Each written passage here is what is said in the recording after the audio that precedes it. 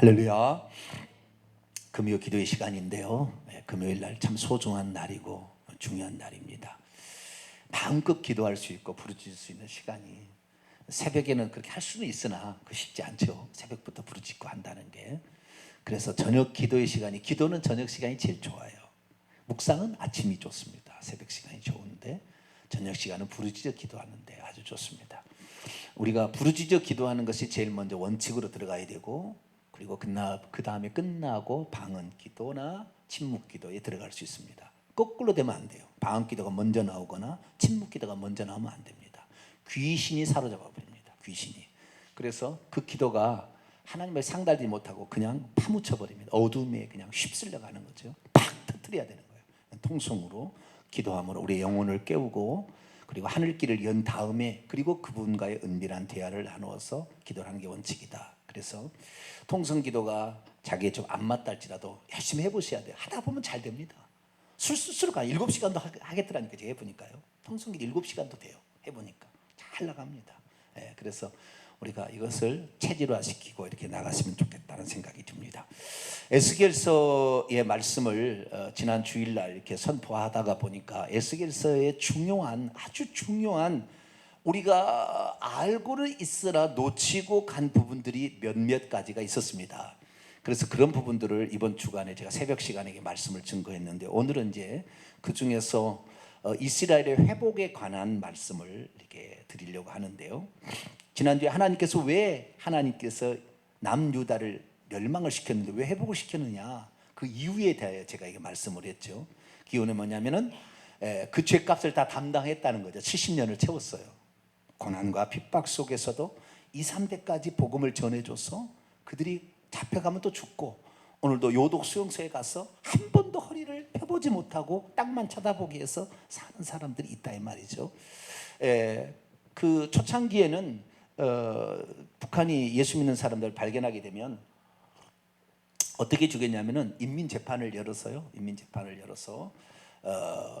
그 미신을 타파하자는 이유로 기독교인을 죽이기 시작했는데, 기독교도 미신이라고 그랬습니다. 그래서 기독교인을 죽이는 제일 방법은 미신을 없애자. 그래서 저 미신을 믿는 사람을 우리가 타도하자. 이것이 이제, 그래서 나중에 종교는 아편이다. 그래서 종교를 1961년까지 단 한 개의 교회가 남지 않도록 다 없애버리는데, 어떻게 없애냐면 이렇게 없앤 거예요. 목사나 이런 사람도 있잖아요. 그럼 그런 사람을 잡아요. 그래서 당신의 하나님을 믿겠느냐, 김일성 우리 지도자를 수령을 따라가겠느냐. 그래서 나는 예수 믿겠다. 그러면은 불도저를 가져요. 불도저를. 그 땅바닥에다 이 사람을 넣어놓고 불도저를 갈아버려요. 왔다 갔다 갈아버려 이렇게. 그리고 그걸 보여주는 거예요. 그리고 앞으로 예수 믿을 사람은 이렇게 된다고. 이런 식으로 해서 북한 주민을 다 죽였으니까 1946년 11월 3일 날 인민위원을 이렇게 선출할 때 기독교인들이, 북한의 이부고도의 기독교인들이 반대했잖아요. 한 50만 명이 반대했어요. 우리는 주일날 선가하지 않겠다. 그래서 그때부터 김일성이가 이것들 봐라, 내가 가만두지 않겠다. 1948년 9월 9일 날 조선민주주의 인민공화국을 세운 다음부터 기독교인들을 색출해서 다 죽이라. 기독교가 공산당의 가장 큰 적이다 이거죠. 그래서 1961년까지 싹 없애버립니다. 그런데 없애버리니까 자기가 드러낼 수가 없었던 거예요. 그래서 감추고 산 거예요. 감추고. 1995년에 들어갈 때도요, 벌써 이미 3대가 예수 믿는 사람이 있어가지고요, 이 목사들이 가면은 목사 악수할 때 손을 하면서 손가락에다가 십자가를 그는 거예요. 손바닥을 제가 펴가지고 십자가를 그어줘요. 나 예수 믿는 사람이다. 아무도 모르게. 지금도 그런 사람들이 북한에 적어도 5만 명, 최소 5만 명에서 30만 명이 있을 거라고 지금 추정하고 있습니다. 그러니까 그들이 고난을 발견되면은 죽임 당하는 거죠, 그냥. 교화소에 가서. 이렇게 되는 건데, 그런 고난을 겪었어요. 고난을 겪었어요. 우상 숭배의 죄를 3, 4대까지 묻게 했다는 그 죄를 묻는 기간이 찬 거죠. 뿐만 아니라 하나님께서는 당신이 없다고 하는 사람들 가만두지 않는 거죠. 김일성이나 하나님으로 만든 사람들을 가만두지 않는 겁니다. 하나님께서 하나님 여호와는 저급신이고 무능한 신이라고, 바벨론의 마르두신이 최고라고 이 바벨론 사람들이 외치는 것을 그 입을 가만두지 않는 거죠. 하나님의 이름을 망령될 건자를 가만 있지 않으리라. 그래서 반드시 심판하십니다. 그래서 김정은이 심판합니다. 지금 심판이 다 된 거예요. 우리가 지금 이렇게 기도하는 것은 뭐냐면 김정은이는 마땅히 죽임당해야 될 마땅한 사람입니다. 예. 김일성이가 그 평생의 한이 통일 못한 거 아니에요. 일평생에 이 남한을 적화 통일하기 위해서 넘어왔다가 안 돼가지고 다시 올라간다면 그것을 간 거 아니에요. 그러다가 이제 몇 번의 하여간 그 적화 통일 이루려고 기회가 많이 있었어요. 몇 번의 기회가 있었는데 그것을 못 이룬 게 한이었다고 자기 아들한테 그랬다잖아요. 그런데 어쨌든 우리나라하고 그래도 안 돼서 김영삼하고 이렇게 김영삼하고 그 평화회담을 한다고 했다가 죽어버렸습니다. 김일성이는. 김정일은 우리나라 남한의 2명의 대통령을 데려가서 평양에서 만났잖아요. 그래서요, 이 바벨론의 사람들이 이 남한 땅에 하나님 못 들어오게 했어요. 죽여버리든지 못 들어오게 합니다. 김정일이가 우리 서울에 와서 답방 평화회담 하려는데 못 오게 한 거 죽어버린 거예요. 죽여버린 거예요. 김정은은 그래도 이제 3대째 되니까 판문점까지 발 하나 들여놓은 거예요. 남한에 못 와요. 그래서 싱가포르로 가잖아요. 서울에서 못 오잖아요. 그래서 하나님께서는 그 범죄한 자를 반드시 심판하시는데, 이 북한의 기독교인들을 이렇게 없앤 그 괴롭히고 고난을 준 존재를 가만두겠어요? 하나님은 가만두지 않죠. 그래서 반드시 심판하셔야 되는데, 심판하면 지옥 가잖아요. 그럼 우리가 기도할 일은 뭐냐면 김정은도 인간이고 사람이니까 과거에 잘못했던 것을 회개하고, 그리고 민족 앞에 자신의 반성을 하고, 그리고 발전적으로 방향으로 나간다면 그거 살 수 있는 거잖아요. 그도 천국 가야 될 그 하나님의 백성이 될 수 있으니까. 그래서 우리가 기도하자는 겁니다. 그래서 김정은과 공산당이 자신의 기득권을 내려놓고 이제는 정말 민족의 번영을 위하여 기꺼이 헌신할 수 있는 그런 나라가 될 수 있도록 기도해 주시길 바랍니다. 그래서 에스겔서가 크게 두 부로 되어 있어요. 1장부터 48장까지예요. 근데 1장부터 32장까지가 한 부분입니다. 한 부분. 32장까지 한 부분. 여기는 이스라엘이 이제 우상 숭배하다가 멸망할 것이라고, 아직 멸망당하기 전에 멸망할 것이라고 경고를 하게 되고, 주변의 나라들도 멸망할 것이라는 경고가 32장까지고요. 33장부터 48장까지는 그렇게 해서 멸망당한 후에 쓴 거예요. 그러나 하나님이 다시 회복시켜 줄 것이다. 그 회복의 가장 가치의 중심은 뭐냐면은 예루살렘 성전이 회복되는 겁니다. 무엇이 회복된다고요? 예루살렘 성전이 회복되는 거예요. 예루살렘 성전은 곧 교회를 상징하기 때문에 하나님께서 교회를 회복하는 것이 마지막에 가장 중요한 것이고, 이것이 핵심입니다. 교회가 회복되지 않는 것은 회복된 게 아니에요. 남북한에 우리가 평화적으로 회담을 해서 남북 평화한다고 할지라도 북한의 교회가 세워지지 않는다면 북한은 아닌 겁니다. 그래서 이 성전이 회복이 돼야 되는데, 느부갓네살 왕이 3년 동안 예루살렘을 포위해가지고 완전히 쑥대밭 만들었어요. 완전 파괴를 해버렸습니다. 그것이 솔로몬이 지은 성전을 그렇게 파괴를 했는데, 이 성전이 파괴됐는데 에스겔 선지자에게 바벨론의 포로로 2차 포로로 잡혀가가지고 그 뒤에 얼마 있다가 남유다가 멸망을 당하고, 멸망을 당한 뒤에 이제 예언한 것이 33장부터 48장까지가 멸망 뒤에 그래도 하나님 회복시키려고 얘기를 하는데, 이스라엘 민족의 회복만이 아니라 회복의 가장 큰 핵심은 40장부터 48장이 뭐냐, 마지막 뒷부분이 뭐냐, 앞쪽은 이스라엘 민족의 회복이지만 뒤에는 예루살렘 성전의 회복을 얘기하고 있어요.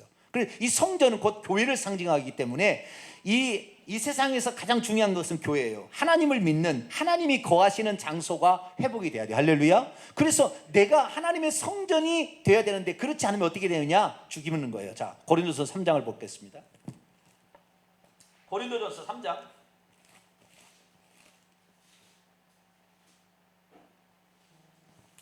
고린도서 3장 16절 17절까지.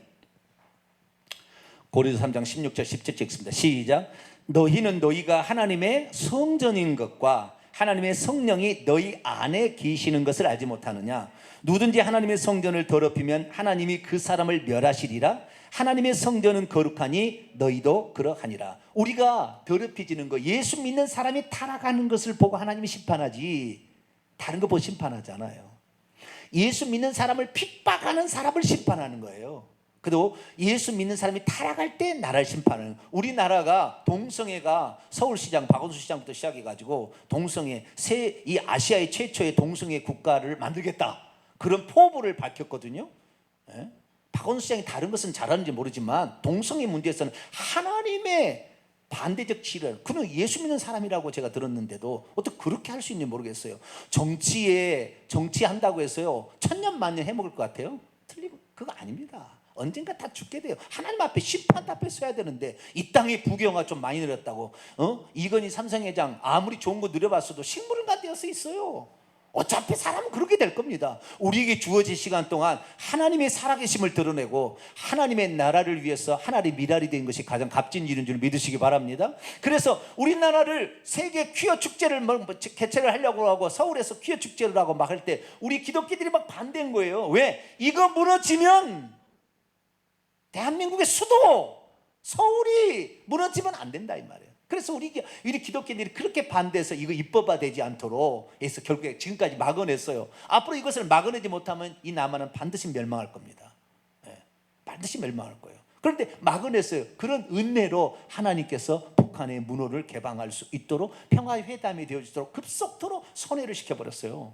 올림픽부터, 평창 올림픽을 해가지고 그때부터 엄청난 얘기를 하게 되는데요.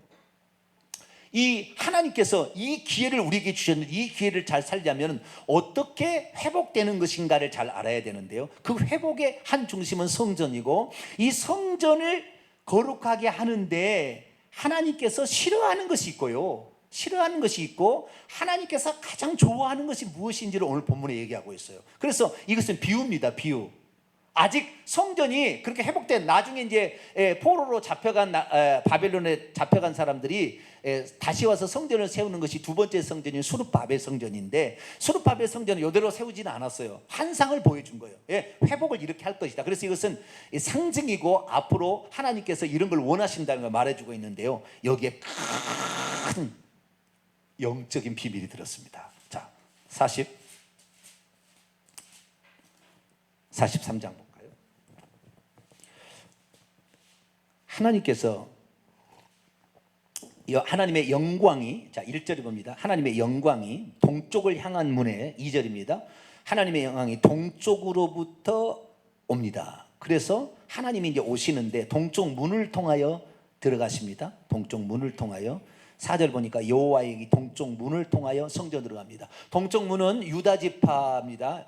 그래서 유다 지파의 누구죠? 후손으로서 예수 그리스도가 와요. 그래서 성전의 동쪽의 문은 유다 지파가 항상 있어요. 그렇기 때문에 예수 그리스도 메시아는 유다 지파에서 온다는 게 나오는 거예요. 그 동쪽으로 하나님이 들어가게 되는데 그분이 곧 이제 예수님이죠. 여호와께서 예수님인데, 이 예수님께서 성전을 회복시켜주는 과정에서 이 회복이 안 되고, 또는 그 회복이 돼도 영원토록 회복이 되게 하려면 이거 주의해라 한 가지를 얘기했다는 거예요. 이거 주의해야 된다 이거요. 이것이 아주 중요하다니까요. 여러분, 이 내용은 뭐냐면요, 예루살렘 성전이 있잖아요. 예루살렘 성전이 있는데 이 성전에 하나님께서 이 성전은 하나님이 회복시켜 줄 거지만 성전 밖에 집을 짓게 되는데 이 집을 짓는데 이 집이 어떤 집을 지어지냐에 따라서 하나님께서는 이 성전에 여호와의 영광이 계속 머무르느냐 여호와의 영광이 떠나느냐를 결정한다는 거예요. 그런데 여기서 하나님이 우려하시는 게 뭐냐면, 이 너희들이 하고 있는 과거의 행태들을 봤을 때 미래에도 그렇게 할 거라는 거예요. 그렇게 할 거라고 보여준 거예요. 근데 그 할 거는 게 뭐냐, 이것이 결국에 우리 교회가 영원토록 존속하지 못한 이 동탄명성교회가 영원히 존재하려면, 오랫동안 존속하려면, 하나님께 쓰임 받으려면 이걸 주의해야 돼. 이게 안 되면 없어지는 거예요. 여호와의 영광이 임했지만 없어지는 거예요. 그게 뭘까요? 자, 6절부터 아주 중요한 얘기를 하는데요, 6절부터 9절까지 아주 중요한 얘기를 합니다. 한번 읽어볼까요? 시작. 성전에서 내게 하는 말을 내가 듣고 있을 때 어떤 사람이 내 곁에 서 있더라. 예수님 여호와시겠죠. 천사로 왔겠지만 그가 내게 이르시되, 인자야 이는 내 보좌의 처소 내 발을 두는 초소, 내가 이스라엘 족속 가운데 영원히 있을 것이라. 이것이 성전의 성소, 지성소를 가리키는 거죠. 하나님의 그 그룹 사이에 계신 그곳에 하나님이 계시는 임재의 장소니까. 그러니까 지성소를 의미하겠습니다. 이스라엘 족속 곧 그들과 그들의 왕들이, 그런데 그 있을 곳인데 이스라엘 족속 곧 그들과 그들의 왕이 음행하며 그 죽은 왕들의 시체로 다시는 내 거룩한 이름을 더럽히지 아니하게 하리라. 과거에 그렇게 했다는 거예요. 그러니까 이스라엘 나라의 과거에 솔로몬이 지었던 성전이 파괴될 수밖에 없는 그 여호와 영광이, 열왕기상 8장, 열왕기하 8장에 보면 이 솔로몬이 성전을 지었을 때 하나님께 일천번제를 드리고 막 감사했을 때 하나님께서 내 영광을 영원토록 이 성전에 있겠다 했는데 그 성전을 하나님 멸하신 이유가 있다는 거예요. 그들과 그들의 왕들이, 이스라엘 백성과 이스라엘의 왕들이 음행하고 죽은 왕들의 시체를 어떻게 해가지고 결국에 이 나라가 망하게 되었다라는 것을 말해주고 있는 거예요. 그런데 여기에서는 시체를 어떻게 했다는 말은 없어요. 그런데 표준 세번역을 보니까 의역을 해놨는데 어떻게 의역을 했냐면 죽은 왕들의 시체를 성전 근처에 묻었다는 거예요. 자, 계속해서 내려가 봅시다. 그들이 그 문지방을, 그러니까 그들이 뭡니까? 이스라엘 족속과 그들의 왕들이겠죠. 왕들이 그들의 문지방을 내 문지방 곁에 두고, 그 집을 짓긴 지었는데 하나님의 성전 옆에다가 왕의 집을 지었다는 거잖아요. 왕의 집을 짓고 그 문설주를 내 문설주 곁에 두어서 그들과 나 사이에 겨우 벽 하나 사이만 있게 만들었고 그들이 행하는 가증한 일로 내 거룩한 일을 더럽히므로 내가 노하여 멸망시켰다. 이게 무슨 말이냐면, 왕궁을 지었는데 예루살렘 성전이 있으면 성전 곁에다가 왕궁을 지었다는 거예요. 그런데 왕궁을 지은 그 사람들이 거룩해서 하나님을 잘 믿는 왕이었으면 좋은데 이들이 하나님을 안 믿고 가증한 일을 했는데 그 벽 하나 사이를 두고 가증한 우상을 숭배하는 일들을 자행했다는, 이 왕들, 유다 왕들이 몇 사람 안 돼요. 3사람 정도는 거룩한 왕이고 한 7사람 정도는 괜찮은 왕이지만 나머지 20대 왕 가운데 한 13대는 아주 악한 왕들이었어요. 그런데 그 왕들이 뭐요? 벽 하나 사이를 두고 그들은 우상을 숭배해서 가증한 일을 했다는 거예요. 그러면서 뭐라고 얘기하느냐? 자, 내 거룩한 이름을 더럽혔기 때문에 내가 멸망시켰다. 9절 있습니다. 시작. 이제는 그들이 그들의 음란과 그들의 왕들의 시체를 내게서 멀리 제거하여 버려야 할 것이라. 그리하면 내가 그들 가운데 영원히 살리라. 그리고 그들이 죽었을 때 그 시체를 옆에다가 두었다는 거예요. 여러분, 교회로 시체를 가져와서 예배드리면 교회 망하는 거예요. 벽 하나 사이를 두고 왕이 죽어서 그 왕의 시체를 거기다가 묻어두는 것도 하나님은 매우 싫어하는 거예요. 매우 싫어하는 거예요. 사망이 임한 것은 예수 그리스도는 생명의 하나님이 사망의 하나님이 아니거든요. 죽은 시체는 멀리 보내라. 그래서 예전에도 구약시대 보면 사람이 죽으면 진영 밖에다가 빨리 가서 묻으라 그랬다 이 말이에요. 이 진영 안에 두면 부정하다는 거예요. 그런데 벽 하나 사이를 두고 우상을 숭배할 뿐만 아니라 벽 하나 사이를 두고 그 왕궁에다가 시체를 무덤을 만들었다는 거예요. 그래서 그 냄새가 이 여호와 영광이 있는 이 처소까지 오게 했기 때문에 내가 이스라엘 민족을 멸할 수밖에 없었다. 결국에 우상 숭배하고 시체를 가까이 하면 망한다는 거예요.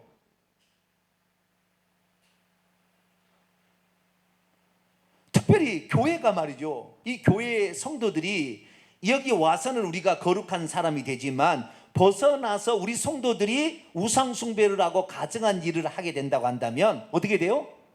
하나님은 그것 때문에 없앤다는 거예요. 교회를 없애버린다는 거예요. 여러분, 주의 종이 타락하지 않도록 기도하시길 바랍니다. 여러분도, 또 저도 기도하겠습니다만 여러분도 세상에 나가서 우상 숭배하지 마세요. 교회가 망하려면 그렇게 되는 거예요. 하나님이 아주 중요한 얘기를 또 하나 했는데요.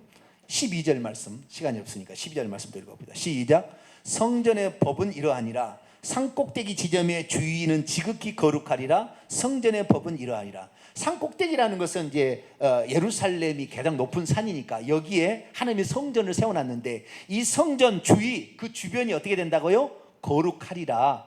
거룩한 것이 되어야 한다. 이것이 성전의 법이다. 여러분, 상가에서 교회를 해가지고 상가의 교회를 해가지고 성장할 가능성이 많잖아요.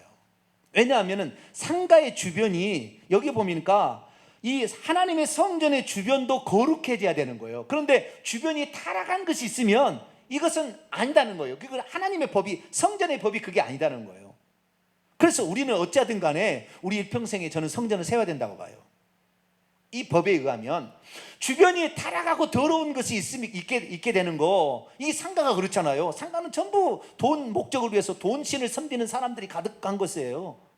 이곳에 지금 교회가 있는데 이것은 생존 정도지 하나님이 영원히 영광이 거기에 몰려서 엄청난 일을 이루시지 않아요. 그러나 아예 그 건물 자체가 거룩하고 그 도시, 그 교회 때문에 주변의 사람들이 예수를 믿어서 거룩하게 된다면 그 교회는 영원토록 존속이 되느나, 그러나 상가라는 이런 어떤 목적은 돈을 목적으로 돈신을 숭배하는 사람들이 주변에 꽉 차 있잖아요.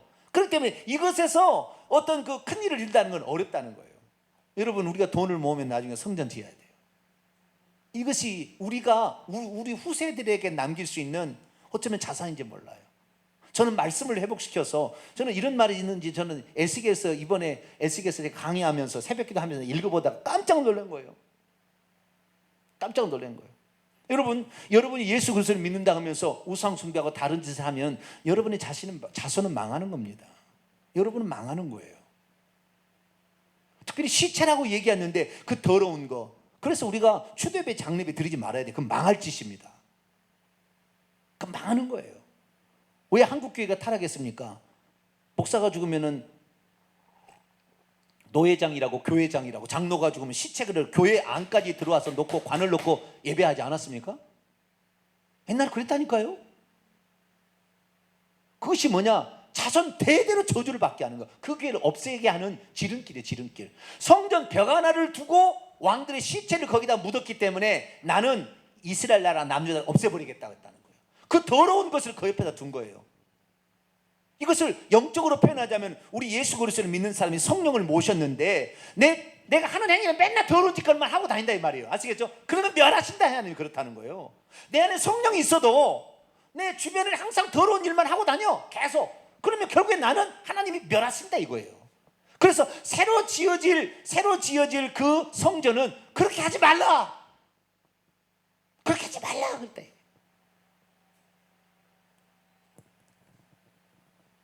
이것이 하나님께서 이 하나님의 교회를 영원토록 존속시키는 방법이거든요. 그래서 우리는 이 예수 그리스도를 믿는 사람들이 영향력을 끼쳐서 이 빛을 발산하여 주변의 사람들을 끌어와야 되는데, 그러기 위해서는 주변에 더러운 것들이 격해 있으면 안 되는 거예요. 사창가에다가 교회를 세우는 게 아닌 거예요. 상가도 좋은 건 아니에요. 나쁘다고 말하기는 어렵겠지만 좋은 건 아니에요. 그래서 우리는 우리 교회 지역을 살릴 수 있도록 땅 위에다 교회를 지어서 거룩하게 만들어서 주변까지 다 거룩하게 되도록 만들어가는, 이것을 우리가 감당하는 것이 아마 우리 시대에 우리가 해야 될 사명이 아닌가 싶어요. 그래서 우리 동탄명성교 성도 여러분, 하나님께서 장차 그 회복시켜줄 그 회복의 끝은 교회, 성전인데 이 성전의 주변에 옛날이 더럽혀지지, 그렇게 더럽히지 말라. 그 주변에 시체를 두지 말고 하나님을 섬기는 우상을 숭배하는 사람을 곁에 두지 마라. 이것이 두게 되면 너희들이 결국에 망하게 될 것이라는 거예요. 그래서 우리가 이것을 영적으로 받아들여서 꼭 물질적인 그런 건 아니겠지만 우리 주변에 내가 예수 그리스도를 믿고 성령을 믿는데도 죄 짓고 계속 다니게 되면 내가 멸망당한다. 내가 거룩하니 너희도 거룩하라는 이 말씀을 꼭 지켜가지고 우리 세대만 예수 잘 믿는 것이 아니라 우리 후대도 예수 잘 믿는 그런 교회가 되기를 간절히 바랍니다. 거룩하신 하나님 감사합니다. 성전의 법을 하나님이 정해 주셨다는 것을 에스겔 선지자를 통하여 하나님